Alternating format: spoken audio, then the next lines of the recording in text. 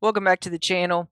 So today I'm going to be ranking all of the specs from the War Within as a whole. Everything all the way up until pre-patch, everything that was played, the metas, the non-metas, the funds, all of that. All right. So this is an all-encompassing tier list. All right. So it's going to be going over all three seasons that we saw, all three Mythic Plus and Raid seasons, just kind of throwing everything in there just to see, what made it through and where do we stand at the end of the War Within on a couple of different factors. All right.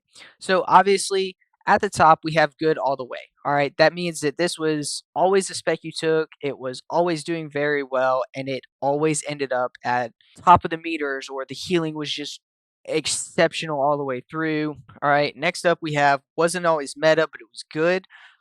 So this is just kind of, maybe it wasn't the meta spec, but you still wanted to bring it along. You still wanted to have somebody in your group who's playing the spec. Then we have Never Stop Being Fun. So this is one, maybe it wasn't the meta. Maybe it wasn't like the best spec in the game. Maybe you didn't always take it. Maybe it capped out at 12s or it capped out at 15s. But it was so much fun and it was just fun to play. And it was fun to play with as well. All right. Next up, we'll do it had its season. So like maybe it did really well in one season and it was just phenomenal, but like that was it. That's all you got from it, right? And then finally we have can we delete this yet? This is for the specs that they were just trash all the way through. They were just absolutely horrible and it was like, okay, you know. So, first up, let's kick it off with Blood Death Knight. All right, so from my experience, I mained Blood Death Knight back in season 2, and I did a lot with Blood Death Knights over the course of the War Within. Season 1, I have very heavily altered my Blood Death Knight. Season 2, I decided to main it, and then season 3, it was just kind of like it was missing something. I can't really explain what that is.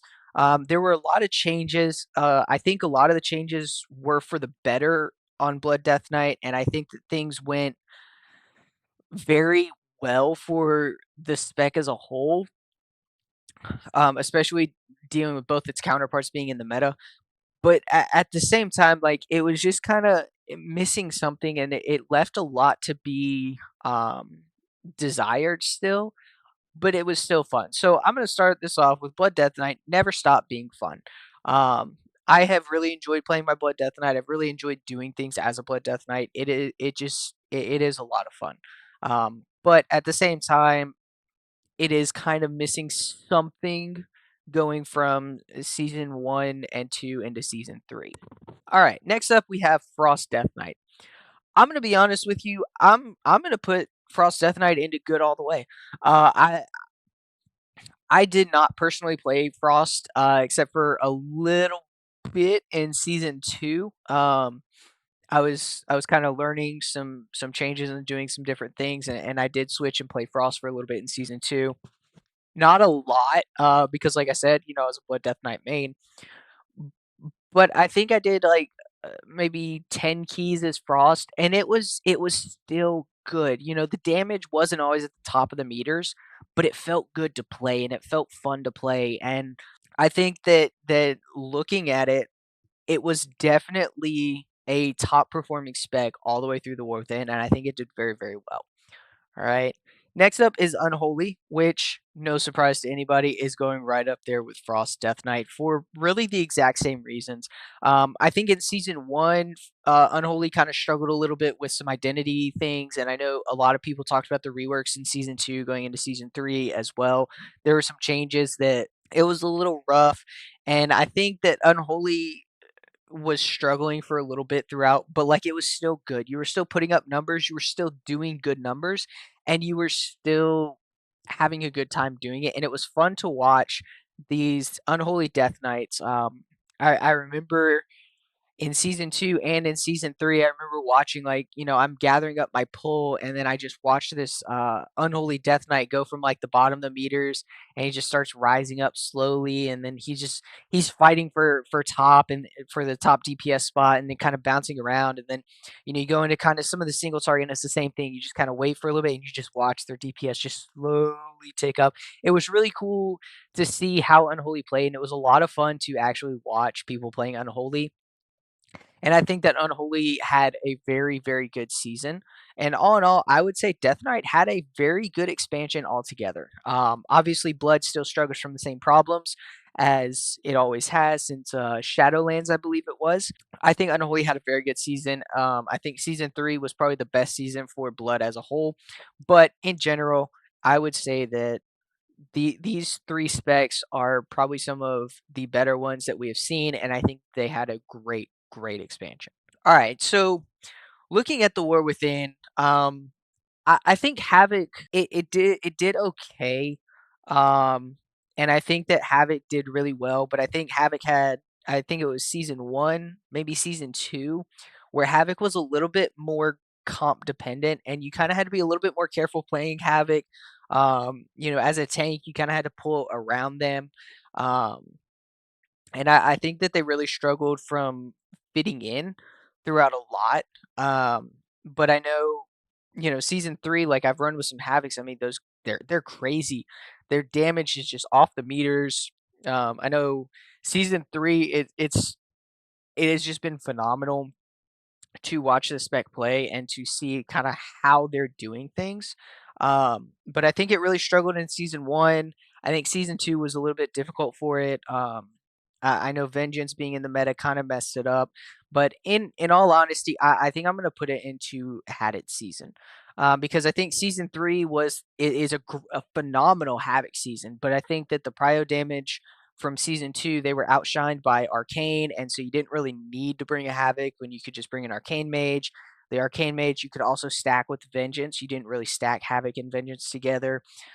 Season 1, they were still dealing with like the momentum crisis, and so they were kind of struggling with an identity more than anything else. And so I think that at the end of the day, Havoc is good, but it's not good enough.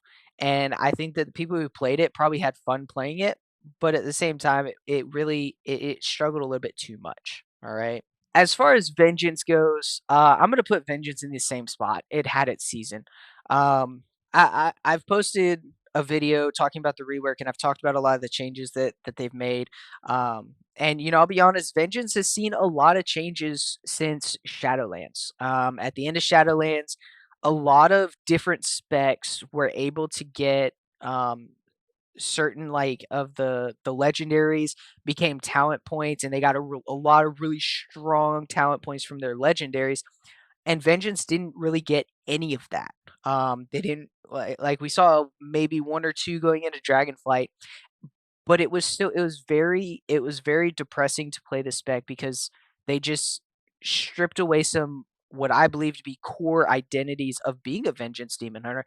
They really stripped that away, and they've been slowly stripping that away ever since. Dragonflight, there was a lot that changed, and then going into the War Within, a lot of tanks saw nerfs. Vengeance, I was really actually worried because of all the tank nerfs. Like it kind of turned us into squish buckets in season 1, and it was really, really difficult. But we had a really strong Felsguard talent tree that definitely played into that and helped with that. It gave us that little bit of tankiness. It brought back some of our damage, gave us really good self sustain, and it played really, really well as a whole. And then the point 5 patch of season 1 comes out, and all of a sudden now they essentially just nerf everything into the ground. They rework the way Fell Devastation works. I believe we got a increased cooldown on our Metamorphosis, if I remember, or we lost a talent that decreased the cooldown. I forget exactly how it worked.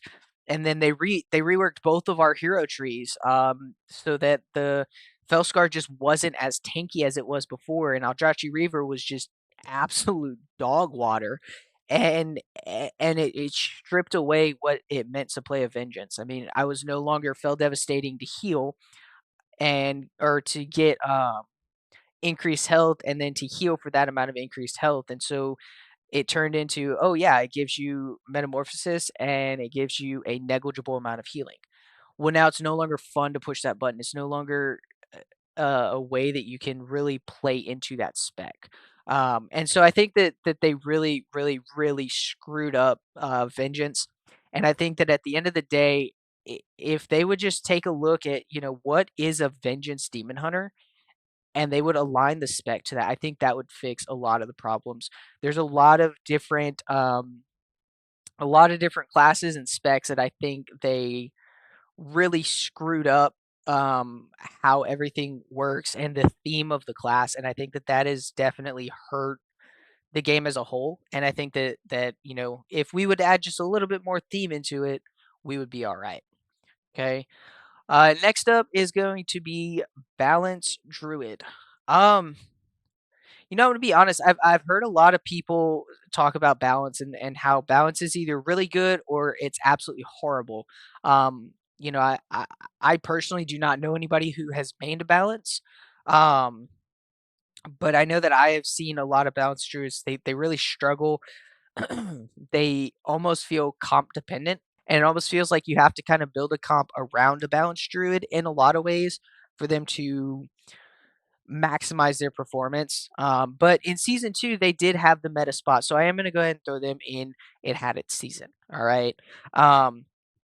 I think that a lot of things could be done to help balance. I know a lot of people are talking about how this new rework is good for balance, but like it's very bad for balance. And I think that at the end of the day, it's just going to take Blizzard taking a very close look at balance and trying to figure out what do they want to do. I really don't know what to say about Feral because it got very very outshined this expansion, and it got very overlooked in a lot of different ways.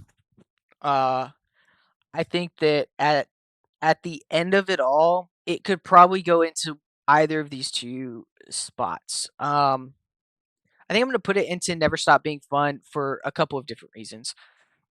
So season 3, we're seeing that Feral Druid is actually doing very, very well in Fizz comps. Um, One thing that I've done with my personal Fizz comps is I've swapped out a Resto Shaman for a Resto Druid and run a Feral Druid instead, right? And the reason why is because Feral does actually perform very, very well. And I've had friends that say if you want to play a DPS Druid, like Feral is the way to go because it's a lot of fun. It's get your bleeds out, get your bites out. You're doing all of these different things, and a lot of people talk about how Feral is just a very fun spec to play, even when it's not doing great. Um, and I think that the Resto Shaman to Resto Druid to Feral Druid, I think that that argument could be made for all 3 seasons of The War Within. And I think that if we ultimately look at what's going on to put Feral where it's at, I think that that is definitely something we're gonna see. Um, it's gonna skyrocket when it's in a good group, but I also think the fact that people have fun playing it is just gonna keep it right where it's at. All right. Next up, we have Guardian Druid. So Guardian Druid, I'm putting it up here. I don't care what anybody says. It was not always in the meta, but Guardian Druid's performance was phenomenal. And before you guys come at me, yes, Guardian Druid was the meta tank at I think it was 2 points during this season. All right. So at the beginning of season 1, it was a toss up of who was better, Prot Warrior or Guardian Druid. The keys that were being pushed, the keys that were timed at the highest of levels, it was either a Guardian Druid or as a Prot Warrior in season 1. In season 2, um, the Vengeance rework hit and the Guardian Druid changes came in. And so in season 2, I think it was the early weeks of the beta. It might have been the first week or two of live.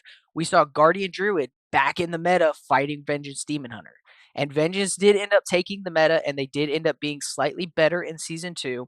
But that was back-to-back seasons where Guardian Druid had a real chance to be the meta tank, and it had a real chance to be the tank that you took. I think that Restoration Druid outshined Guardian Druid in season 2. And I think that Prop Paladin's rework definitely is what sold or what took that spot from Guardian Druid. But we did see a lot of tanks pushing with a Guardian Druid. We saw a lot of tanks going in and just annihilating all of these high keys in season one. I believe that Guardian, if I remember correctly, Guardian went to, I believe it was like 14s and 15s in season one because the highest keys we were pushing were 16s, maybe 17s, something along those lines. I would have honestly, I would have to go and look to see for sure in accurate numbers. But I definitely think that Guardian, it may not have always been meta, but it was so much fun to play, and it was so much fun throughout all of the War Within, and it was so much fun throughout the expansion as a whole. And it was always it had the fun factor, it had the good factor, it had the simplicity with enough complexity, and it had a lot of different things going for it that I really think changed how we view tanking and how people view Guardian Druid as a whole. Even on the Midnight Beta, I've actually seen a lot of tanks are now testing out Guardian Druid, and they're trying to push keys with Guardian Druid to figure out like, okay, is this going to be there? And I think that speaks volumes to Guardian, especially with how outshined it gets by Resto and how outshined it gets by Balance, depending on the metas. All right. So next up, we have Resto Druid. So going off of my personal experience, I'm just going to put this at the very top.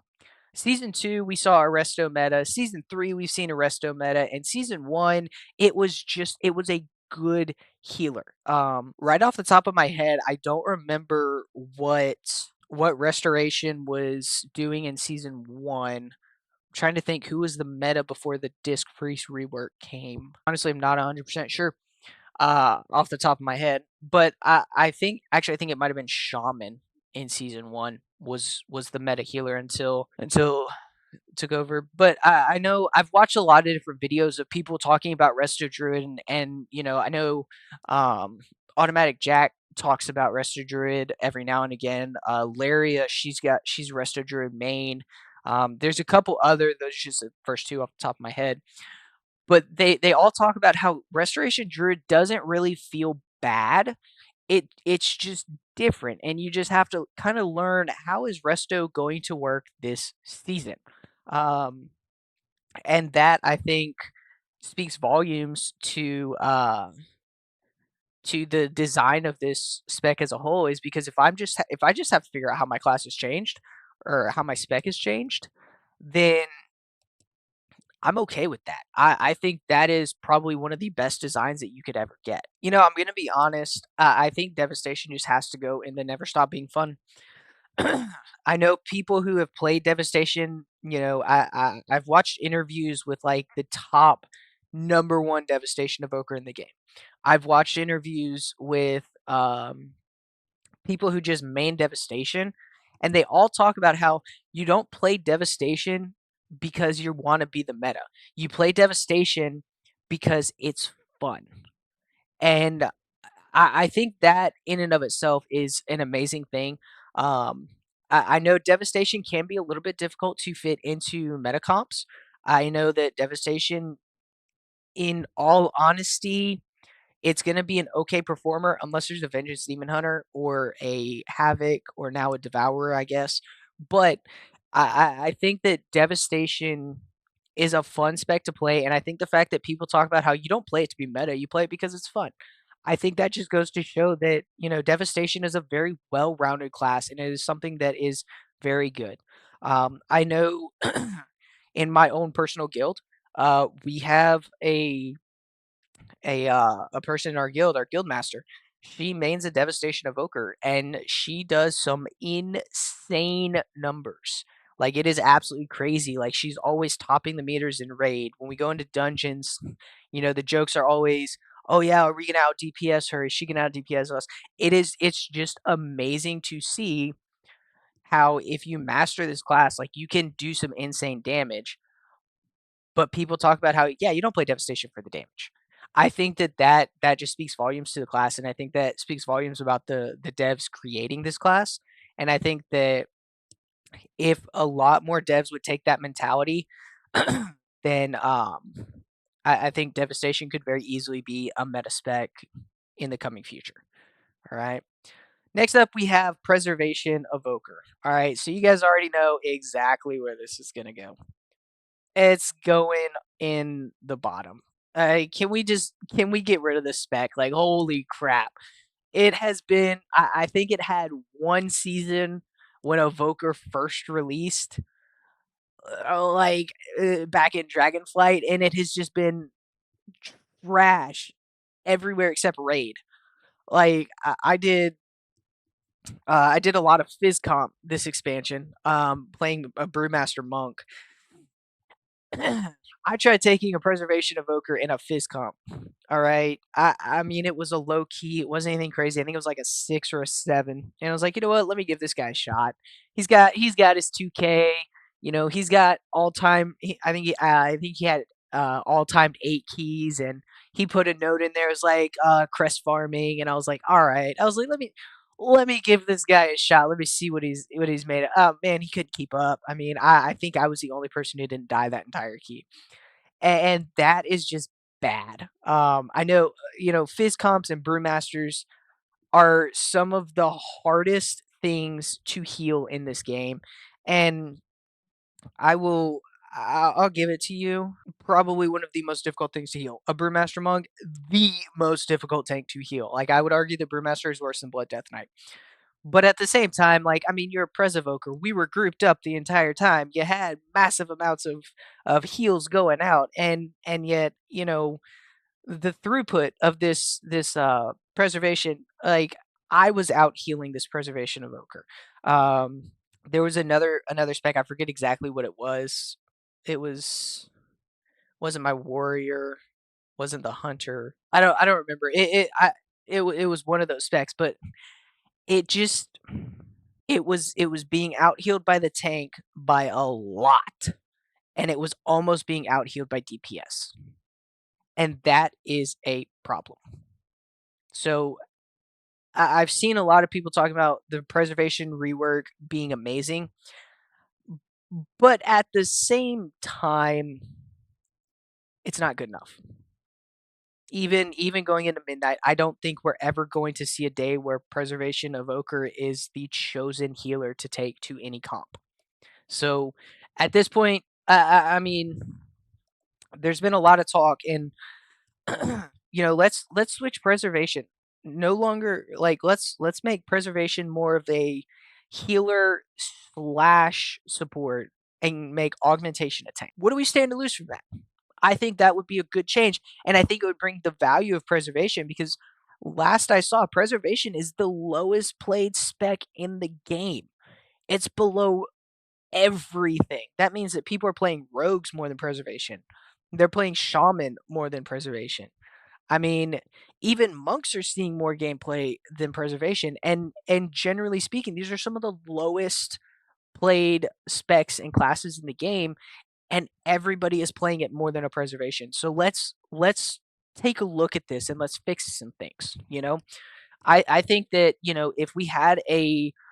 if you put a little bit more power into preservation's attacks, you gave them a smaller but still good healer toolkit. Maybe make it around damage absorbs and just burst AoE healing on like a 2-minute cooldown or something. That would be enough of a support that they're not healing the group. They're not putting up the numbers to keep people alive, but they're doing just enough to make the healer's life easier. You know, like, or hey, you can spec into some heals, some burst healings, or you can spec into some damage absorbs, and then all of everything else, it has to be your damage increases, and it's doing things to help. Or even if we take some of the defensiveness that augmentation used to bring, or that they still bring, let's put it into preservation instead. I think that is a game changer, and I think that a lot of people would like that. And I personally, I don't know of anybody who would be upset by that, and I don't know of anybody who would just be outright mad because they make that change. Now, I know I do not have it on here. Okay, augmentation evoker. It's not on this tier list because I forgot to make the key for it.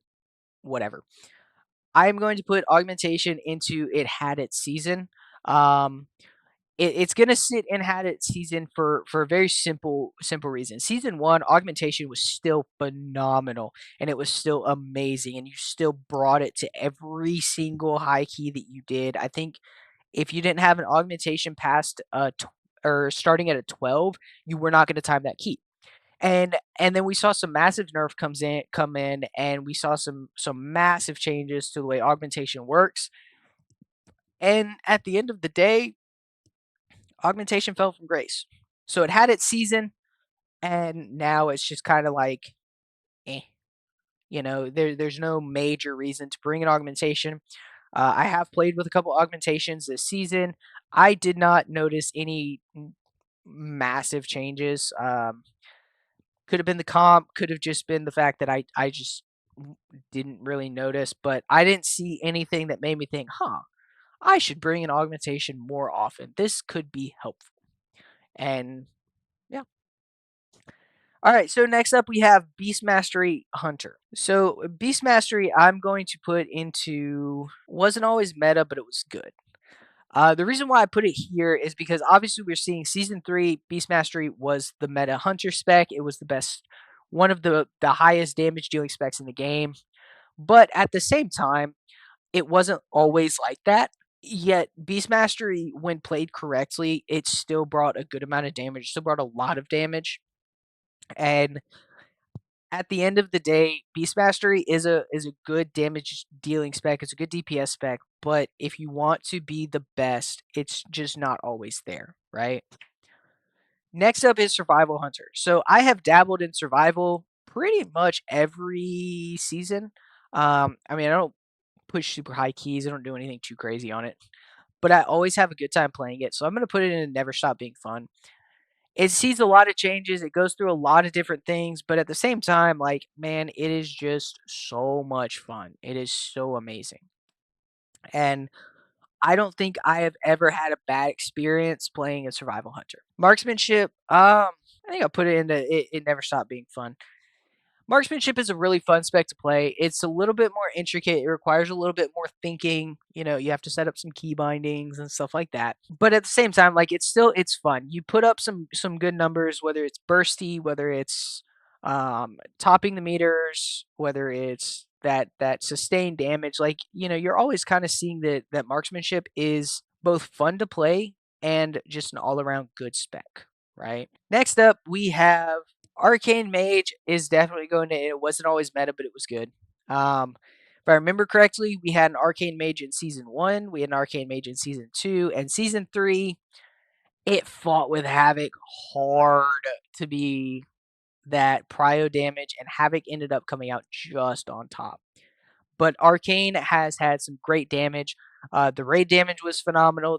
The damage in Mythic Plus, like I've seen some Arcane Mages absolutely pop off in keys. All right. Fire, based off of everything I've seen in the War Within, like it's either good or it's not. And everybody that I've seen who plays Fire Mage said that it's fun, but it's also rough. I know a lot of people who just they enjoy playing Fire, but like they just can't play it because it's not good enough. So I think I'll put it into Never Stop Being Fun. I think fun factor should be a number one thing of how are we choosing our spec? Like, what do I want to main? What am I having the most fun with? And I think the fact that fire is always talked about as being a fun spec to play, I think that puts it a little bit above everybody else. All right. Next up is Frost. Yeah, I think I'll put Frost in and Never Stop Being Fun. I personally played a lot of Frost Mage. I started playing Frost back in Dragonflight and had an absolute blast with it. I continued. I usually keep a mage as an alt, and so I like having my Frost mage. I've had a lot of fun with it. There were times where my single target popped off, and there were times where my AOE popped off, and then there were other times where I just need 3 target cleave, and then I'm gonna pop off. So it's like the end of some of these pulls is when I'm really snapping off. And I think that at the end of it all, Frost Mage is just it's very well rounded and enjoyable spec. And it may not be topping the meters, but you just have fun pushing your buttons. All right. Mistweaver Monk. Honestly, I think I'll put it in it had its season. There was a little bit in season one where Mistweaver just did exceptionally well. And I think it was like the lower end of keys. And like if you're running some lower keys, like I would say twos to tens, like Mistweaver is a phenomenal healer. Like they do really, really well. They have a lot to handle everything, but I think it's the higher keys where they struggle. So I would say it had its season because you could kind of push a little bit higher with it, depending on what you were playing. I know season three with a prot warrior main, and season one with a prot warrior and resto druid. I think that Mistweaver kind of had its season, but I don't think it was good enough. And I know a lot of people who say it's a chore. Like trying to keep up with everything that you have to keep up with is definitely a chore. Brewmaster, I'm gonna put it in. It had its season two. Season three was phenomenal for Brewmasters. I absolutely loved the way it played. I loved playing my Brewmaster. Everything felt important. Everything felt like it was needed. It wasn't all that great throughout most of the expansion, and there were some points where I don't even think Brewmaster could scale into anything above like a 12. I think season one, I don't even think they made it into 12s. I could be wrong about that, and it could have been like the top, 1% did. But I think for the average player, like trying to be a brewmaster in high keys in season one was virtually impossible. All right. Next up, we have Windwalker. It's definitely going to go into Never Stop Being Fun. I've heard so many interviews where people talk about how much fun they have as a Windwalker monk, and I've heard so many interviews where people are just kind of like, okay, cool, cool. I just play it because I enjoy pushing the buttons, right? Next up is definitely going to be a Holy Paladin. So Holy Paladin, I think I'm going to put it in it had its season. I know that they haven't really been an outlier and they haven't really been like the healer, but in season one, I was playing a prot warrior for most of my keys, and I'll be honest with you, like taking a Holy Paladin, it just worked. It was absolutely amazing. The synergy between the two specs was really really good. And then it's the same thing. Season three a little bit. I think Holy Paladin kind of falls off into the higher keys. Around that 13 to 14 marker is where they kind of are just not all that great from my personal experience. But I would definitely say that Holy Paladin is season one. They were a very good healer. All right, Prop Paladin. I'm gonna put it in the same thing. I know that Prop Paladin kind of pushed some higher end keys, but it was like onesie twosies. It wasn't everybody. So I would say that Prop Paladin in season one it was exceptional. It did really really well. Then it just kind of fell off after that. It wasn't great in season two. Season three, I mean, yes, we saw people pushing some high keys in season three with a prop paladin, but like that's your coordinated top 1%. And I don't think that really applies to everybody. So I'm going to leave this in it had its season. I think that, prop paladin is by no means a bad tank, and I don't think that it was unplayable. But at the same time, I think that season one is where it shined, and that's really it. Then we have Rhett Paladin. Honestly, I'll put Rhett Paladin into it never stopped being fun. A lot of people talk about how it may not have been the best spec, but you have fun playing it. There was a lot of drama with the spec throughout this expansion, but at the same time, like people still logged into their Paladin. They still chose Rhett and they still played it. And I think that the only reason why you could continue playing a Rhett Paladin is just because it's fun to play. And I think that that speaks volumes again for the spec as a whole is even when it's not good, even when people are upset about changes, the fact that people still log in and play that spec, I think that speaks volumes about the spec and about the devs creating that spec. All right. Next up is Disciplined Priest. I'm going to put it into wasn't always meta, but it was always good. Disciplined Priest had a lot of capabilities. They kind of struggled with the first half of season one. Then they took the meta in season one. They took the meta in season two. And then in season three, they just got outshined by the throughput that you were getting from a Resto Shaman. Or, I'm sorry, from a Resto Druid. But I don't think that changed the fact that, Disciplined Priest was good. They weren't, I don't think they were the greatest raid healer this expansion. I think maybe season one and season two one or the other, something like that. But at the same time, like Discipline Priest is a very well-rounded healer. It takes a lot to master it. So a lot of people say, "Oh yeah, Discipline sucks," but then you get the good Discipline Priests who actually know what they're doing, know what buttons to push, how to push their buttons. That is what really changes Discipline Priest because it does have a higher skill gap than what most of the other specs in the game. All right. Holy Priest, all we can really do is just, people playing if you're playing a Holy Priest, man, you were really just you just enjoyed logging in, all right? And you know what? Actually, I think I'm gonna swap these. Yeah. Swap it like this because like these they never stopped being fun, but they weren't good. These at least had a good season. So like I think I like this a little bit better. All right, next up is Shadow. I think Shadow just needs to go into can we delete this? Um, I know there have been rumors. Oh, Shadow Priest is really good. It's really good. It's really good, and then it hits and n- no more Shadow Priest. We haven't really seen a lot of Shadow. Even keys that I've done with a Shadow Priest, they're nothing to call home about.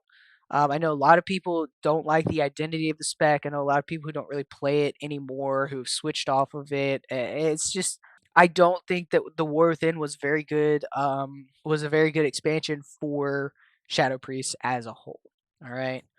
Next up is Assassination Rogue. This is really the rogue spec that I play, and this is something I really enjoy. I think in season one it did pretty well. Not in season two. In season three, the tier set just kind of killed it. I guess it could go and never stop being fun. I think that as a whole, Assassination Rogue is a lot of fun to play. A lot of my enjoyment as a rogue has been mastering assassination, like figuring out what am I supposed to do next in my rotation. I think the only thing that killed the fun is season three tier set being rooted around Shiv. That was horrible. I think that we had so many better options for a tier set. All right, next up is Outlaw. Outlaw, I'm gonna be honest with you. I think Outlaw kind of had its season because you did more than anything. We saw Outlaw Rogues performing the best throughout the expansion, except maybe in the first half of season one. But Outlaw did really, really well, and they were doing very well throughout the season. I mean, they weren't in the meta, but like they were in the top end of keys. In season, I believe it was season 1 and 2, they were the highest performing of all the rogue specs. So it had its season, it had its time, even though it did get surpassed in every season.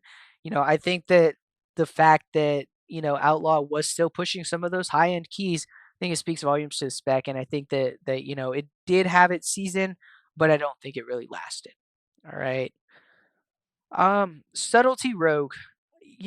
Subtlety is one of those specs that it does really well in Raid, but it just does not scale in Mythic Plus.